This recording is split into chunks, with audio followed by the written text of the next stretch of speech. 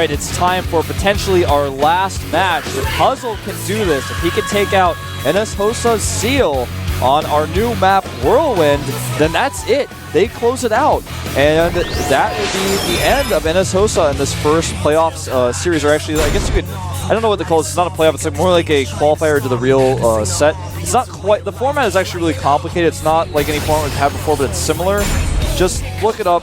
I'm not going to explain it right now because we are about to get into Whirlwind. And Keldor, remember, this is the last life for NS Hosa. They still potentially could face MMA, JYP. There are other Slayers players left as well, so... Exactly. Who feels the most comfortable against Zerg will certainly start to think up strategies on Metropolis. Because if Puzzle loses, then this is exactly the matchup we are going to see. We'll have a game on Metropolis with Seal being the last remaining NS Hosa player. I liked him more without the glasses. He looks a little bit like Harry Potter now. Yeah, I like the no glasses look for him too, but maybe it'll grow on me with time. Do you actually think that he needs glasses, or is this once again the Korean thing? No, I think he probably needs glasses, because the way he's done this is not very stylish. This is the GSTL, Keldor and Wolf.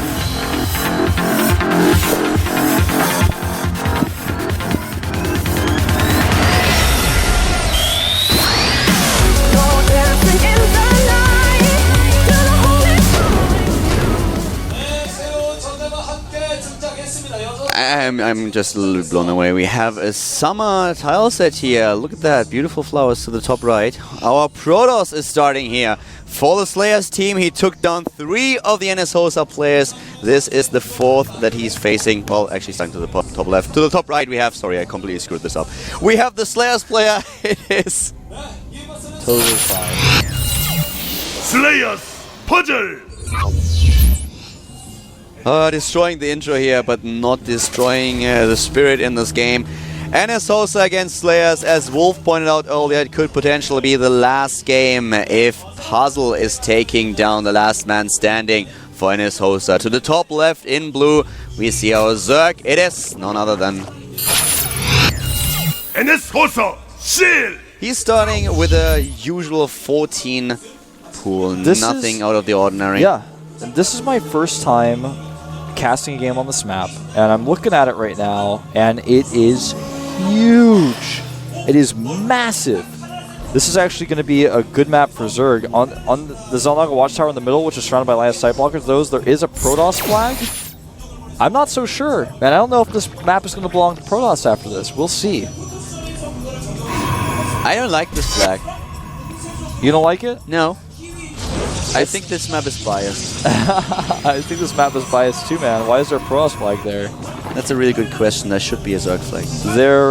Well, the Zergs make flags though. I'm not sure if they can, if that's like really part of their whole thing. Like Protoss and Terrans, they make flags, but Zergs, they don't make flags. They're not into that sort of I don't know. Get a picture of Kerrigan up there. I don't care. Something. Just like an Overlord that has a mark on it in the center. Yeah, dedication to the Overmind. Well, you go ahead. I will say that at these positions, at least it's not cross position for our Protoss. This is obviously Seal's map choice as well. He could have picked Metropolis, but he wanted to play against a Protoss in this map first. And it probably feels more comfortable against MMA on the final map, which is Metropolis. Well, if we have MMA, if at all, we talked a bit about it with Sela, and he was not so sure they are going to use him, because the Metropolis is a map where you can use different other races that have a bit of a better position. We could see JYP is great against against Zerg, and there are so many different all-ins you can do on the map that are strong. Look at how long it's taking the Protoss to scout his opponent's location. He's actually sent to the bottom right, doesn't find him, sends to the bottom left. His opponent's taking a fast third, and he's not even going to know about it for basically for forever. I actually, to be honest, right now already do not really like this map, but we'll see how it plays out. I'm going to tell you my honest opinion right now. It's huge. Yeah, it is really, really massive. I'm wondering if this Xel'Naga Watchtower, I don't know about the pathing exactly, but is this Xel'Naga Watchtower really something you can pretty easily circumvent it, can you? Yeah, I mean, there's so much space on the map, you can go around it so many different ways. And the probe will, in fact, come in and see third base, sees that the hatchery has been taken out the natural. Basically at this point, the queen kills and says, your move, Puzzle, what are you going to do next? Do we have any maps that don't have a Xel'Naga Watchtower? The only map I can think of is Xel'Naga Fortress, which the Xel'Naga Watchtower exploded after 7 minutes, and then was Xel'Naga Watchtowerless. Yeah, but not in the current map pool. No, not in the current map pool, no. That's actually something that just crossed my mind, and I feel on a map like this, the Xel'Naga Watchtower maybe not all that important. We had a lot of the changes that Blizzard introduced with, with StarCraft 2 already kind of reverted. Gold expansions are something that we don't see that often anymore. Usually they are connected to a base that is very hard to defend, which I like, but on maps like Antigua, the first thing that happened is that tournaments like the GSL made sure that there were only blue mineral patches in the middle of the map, and I feel like we kind of need 1 or 2 maps where we don't have a Xel'Naga. You know, I actually have a lot of opinions. I agree 100% with you on that, and I have a lot of opinions about maps. Like, for example, in StarCraft 1, there were so many more map aspects that we don't have in StarCraft 2, like potentially a disruption web was a spell that the Corsair unit could use, but people would put that web within the map so that there were areas where you couldn't attack with ranged units when you stand that location. We saw neutral command centers on some maps. We saw different structures than rocks to block things, which we're starting to see a little bit with these supply depots, for example. Oh, what we are also this Overlord is going to see every... No, he's only going to see 2! He doesn't pay attention to the Overlord. If he would have moved immediately to the right when he saw the first gateway position there. Yeah, now it's going to be a very fast, potentially immortal sentry timing attack that he's going to face here. He's not going to know about. Does not feel comfortable playing the late game against a Zerg here. The fast third has been taken basically for free. He's not hitting a super fast Zealot attack with that or anything like that. Roaches are already on the way. He has the lair on the way. Evolution Chamber not being used quite yet, but should be soon.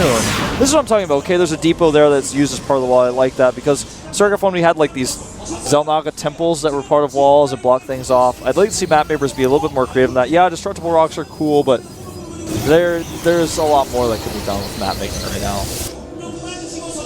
Well, we have a lot of new maps coming up, and this is one of the things that I actually love in StarCraft 2 and Warcraft. One of the problems that we had is that we were stuck with the same maps for an eternity. So I really like that we have a lot of variation here, also in the ladder pool itself.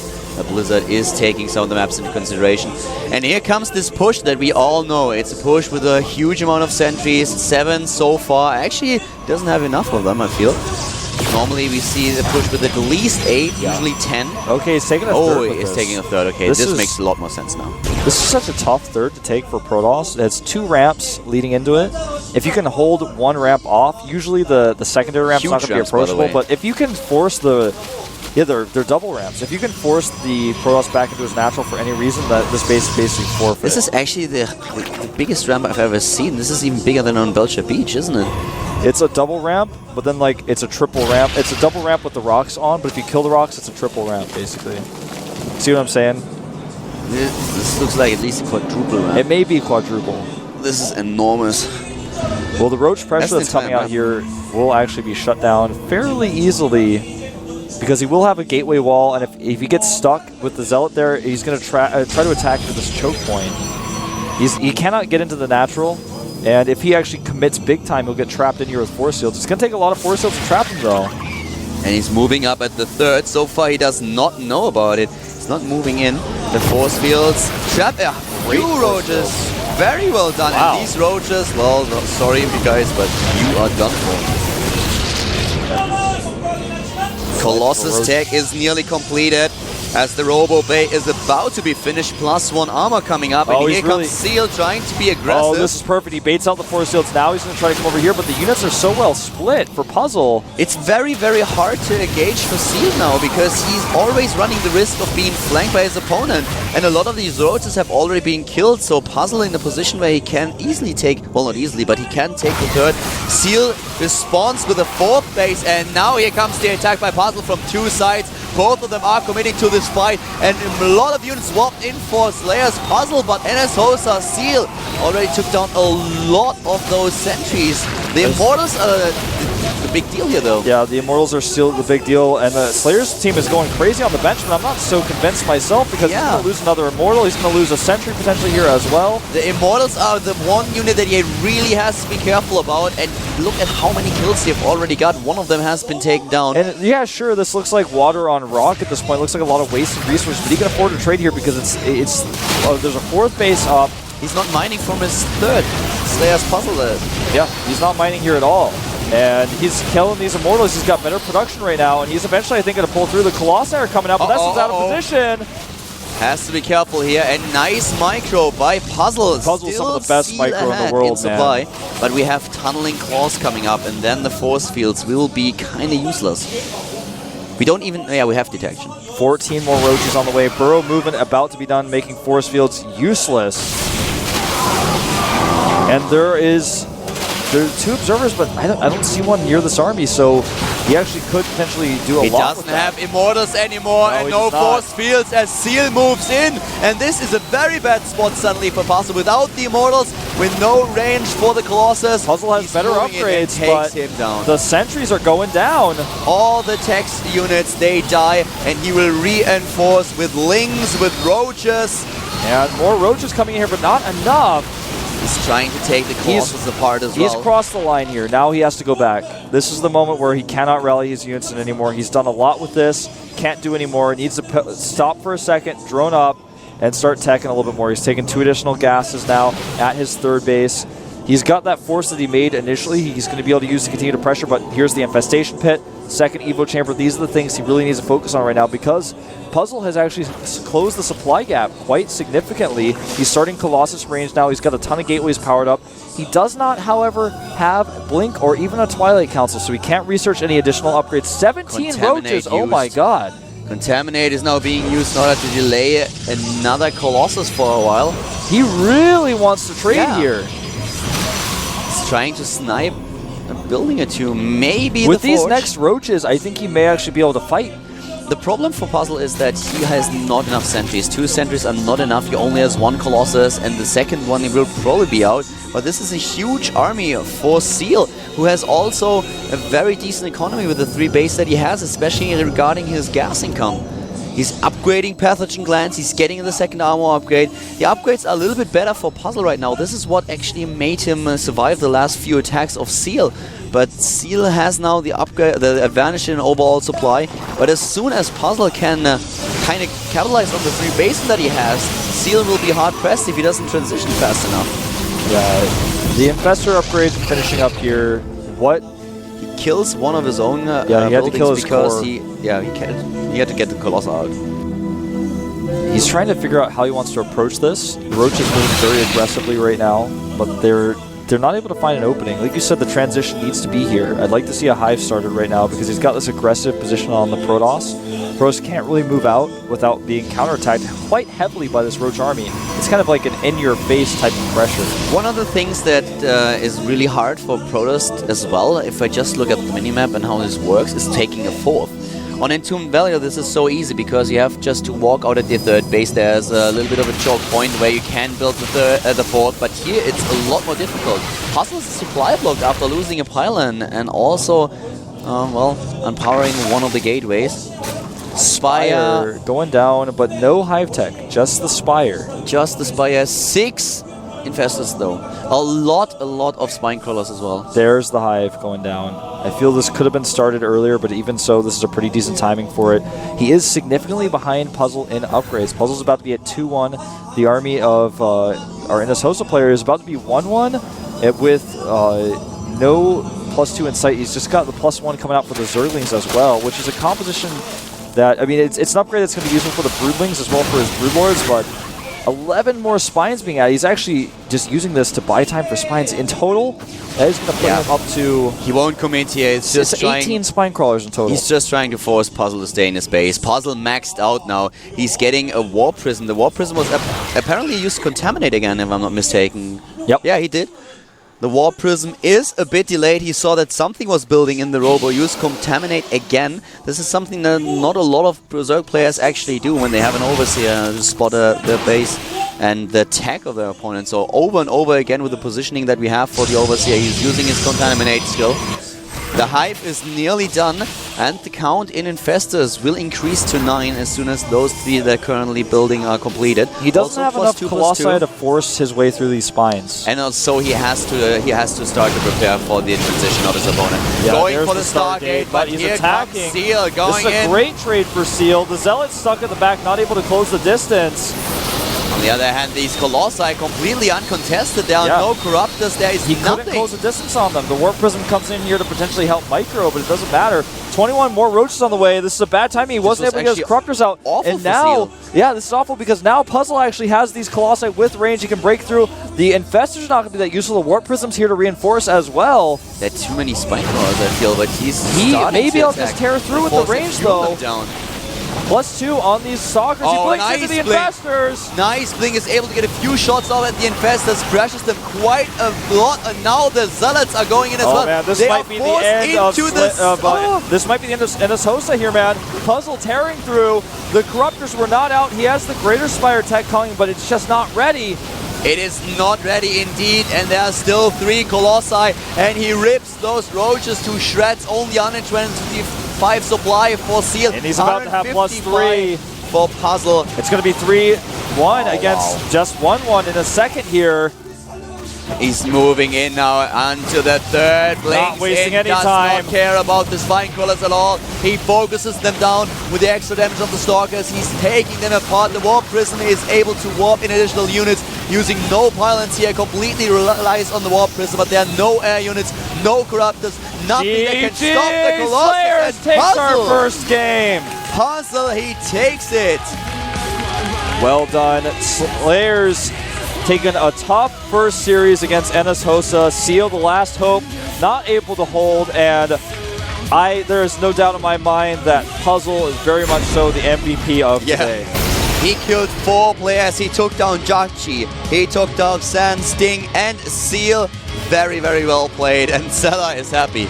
Yeah, he is. In the beginning, it did not look good for Slayers. They lost the early advantage when Freaky was able to defeat Mia, and Crank, while able to defeat Freaky, lost to Jakchi. Jakchi taking a lead with the first 2 wins against Crank and Puma, but then it was up to Puzzle, and he stepped it up. He was the one player that Slayers could really rely upon today. He was able to take down 4 opponents, and now he just won the team match for the Slayers team. Really well done. NS Hosa looking strong, but in the end, well, Sealy was not able to justify all the hope that his team put in. I mean, he was the last his roach player. attack there in the end where the Colossi were uncontested. Normally that works, but it didn't work. And then when he didn't kill any of the Colossi, it was like, well, of course you're not going to hold the next attack. I don't really agree with you here. It does not really work. He tried to flank, but he didn't have anything to back it up. Roach is only at this point when you have a Colossi count of 4 and you can't close the distance. It's not really... Your Roaches will die. He wanted to free up some supply. That's what I get, but still... He needed too long to get the Brood Lords The in. upgrades were a problem too. It was 2-1 against 1-1 during that fight. The Stalkers were well microed. The Colossi, the actual micro from our Protoss players Puzzle in this entire clan war was actually amazing. He had his Colossi there in the middle of those Stalkers where they couldn't be attacked from any angle without having to take Stalker fire. Great control. The Colossi were all next to each other, shooting in 4 different directions against all the Roaches. Great play, and from there he was just able to counterattack and take the win. His play against all the races he showed, all matchups, was just so awesome. We're going to take a look at exactly our results. You said them earlier, but here they are graphically displayed for you guys on screen. 5-3 is the final score. Puzzle, the MVP of today. I have nothing to add here. Puzzle played great. He played great, and you can see all the players that he defeated today. He played on 2 of the new maps, and I don't know. I wouldn't have expected Puzzle to play this dominant. He's a great player, but I wouldn't have thought that he would be able to nearly pull off an all-kill here. Yeah. So he was just able to defeat, to win a Code A qualifier for himself. This is one of the toughest qualifiers in the entire world, and he prepared a lot for this. So with all the practice that he had, I really thought that he could be that he could beat Puzzle. Yeah, I was waiting for the final match. Yeah, I was as well. We were going to have an interview with, of course, the coach of Slayers and the MVP. And it's Hannah. She's back. Her name's really Hana, but if you want to anglicize it, you can call her Hannah. It's our old interviewer girl, and she's back. GOMTV 스튜디오에 있었는데요. 역시 GSTL 특유의 열기는 언제 어디서나 변함없이 뜨거운 것 같습니다. 저는 앞으로 더욱더 친근한 인터뷰로 여러분께 찾아뵙도록 하겠습니다. 자, 이번 시즌 첫 승리를 이끈 승리의 주역을 만나봐야겠죠. 오늘 경기 basically, MVP she's 바로 just saying, of course, today's 김상준 MVP 선수입니다. is 안녕하세요. Puzzle. We're gonna have an interview. 처음 뵙는 것 같은데. Just some basic introductions here. 네, 자 이번 시즌 첫 번째 MVP가 되셨는데요. 정말 기쁠 것 같은데 기분이 어떠신가요? 네, 제가 연습 때 성적이 별로 안 좋아가지고 많이 걱정했는데 한 게임 끝날 때마다 팀원들이 막 응원해주고 격려해주고 During 해가지고 practice, I wasn't really doing well, so I was kind of worried about today's matches. But I got a lot of confidence after winning the first set, and I just carried through the end. 이번 시즌 역시 인터뷰 굉장히 좋습니다. And he also adds that he's, of course, very happy to be the first MVP. 서게 된 건가요? 아직 그 정도는 아닌 것 같고요. 성원 형이 한 게 너무 많아가지고 제가 따라가기에는 좀 아직 멀지 않았나 생각하고요. 넘어서기 위해서 앞으로 더 노력해야 될 것 같아요. 네, 겸손하시네요.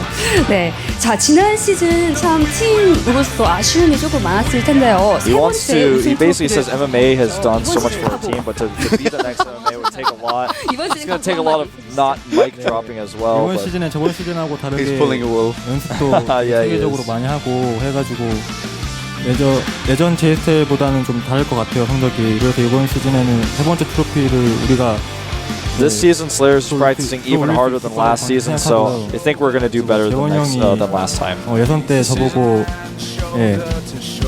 못한다고 이런 식으로 말을 Well, if he continues to play 하나봐요. like this, I can certainly see that 이번에 happening. GSTL 하는 거 보니까 저 좀 보고 좀 배웠으면 좋겠어요. 네, 네. 알겠습니다. 보고 배우셔야겠네요. 네, 오늘 말씀 감사합니다. 자, 그리고 김가영 감독과도 또 이야기를 나눠봐야겠죠? 감독님 안녕하세요. 네, 안녕하세요. 자, 개막전을 Here is 승리로 Slayers Jessica, of 이끌면서 course. 감독 데뷔 후 GSTL 첫 승을 거뒀습니다. She must be pretty happy. 네, 일단은 저희 She looked a little bit 팀 worried after 선수들이 the first few 노력한 games, 만큼의 but now 결과가 나왔기 때문에 굉장히 things are obviously lightening up with Slayers winning the first GSTL 자, match. 이번 시즌에서 It's actually the first win in the GSTL after she became the coach, so she's really happy. 네, 굉장히 전력이 이제 보강되다 보니까 And 아무래도 she says it's 선수들 all 어떤 because of the players who are 선수들을 practicing 엔트리되면 이제 really, 좋은 really hard 코치에 at the team house right now. 초이스의 개념이 알려져서 굉장히 제 입장에서는 좋고요. 좋겠네요. 네. 네, 알겠습니다. 자, 이제 한 경기만 이기면요 가볍게 It's very good to have EG join the team, so she has a lot of choice to make in the GSTL. She has a lot of options who to pick, and that helps her quite a bit. So a lot of variation, which makes the 저는 어느 team 팀이라도 also 상관은 unpredictable. 없어요. 네. 항상 스타의 탄생이라는 거는 언제나 이루어지는 좋은 일이기 때문에 저희 팀 선수들에게 골고루 많이 기회를 줘서 선수들이 더 많은 경기를 보여줄 수 있는 그런 계기가 되었으면 She doesn't 좋겠습니다. really mind which team she's going to face in the next round. She wants to give a chance to a lot of different 자, players so that 이상 everyone got his 개막전을 chance. 승리로 이끈 슬레이어스 이즈를 That everyone can 나갔습니다. shine in the 내일 GSTL. 다시 찾아뵙도록 하겠습니다. 지금까지 최연아였습니다. Well, very basic interview there. I like what Puzzle said. He wants to be like MMA, kind of. He wants to be the shining star of his team, and I can get that because when you're on a team that's so popular with so many fans, but there is kind of like a big face for the team, and you're actually the one who's winning. You're the one who got 4 kills in this clan war. Of course, you want to be recognized as much as MMA, but he recognizes as well that MMA has more experience in him, and that basically he's just kind of got something to shoot for, and I like that, having a goal in a player like that. Well, and they're currently preparing a lot, so we're looking forward to the next match with Slayers. But let's have a quick look also at what we are going to see tomorrow at the GSTL. Tomorrow we are going to have Gen X against Team Liquid. I think that's going to be a pretty big day. I'm pretty sure everyone's going to be tuned in to see Liquid's first debut in a team league ever. I mean, like, obviously there have been online team leagues they've participated in, but this is the first live in a studio in Korea team match that Team Liquid's been able to participate in. They have some Koreans on their team. They've got a full roster set now. This should be intense. This week has been, this week is going to be really crazy with a lot of GSTL, and the second foreign team is playing next week. We will have on Monday TSL Millennium against Fnatic. Yep. And they are already preparing. We were at the Fnatic house earlier after the GSL Korea qualifier. Went to the Fnatic house and they have this whiteboard on the wall with all the names of every single TSL player. They are definitely looking forward to that GSTL match. They are preparing for this match, and this is going to be a great week, Wolf. Yeah. And next week we have some really great matches as well. I cannot wait, man, to see what sort of strategies Team Liquid chooses. Now, I have a question for you because I think you know the answer to this. Maybe I don't. Who is the designated coach for Team Liquid? In fact, like, do they have one, or is it just kind of like I mean, is there I like actually have no idea. obviously I know Has to be here.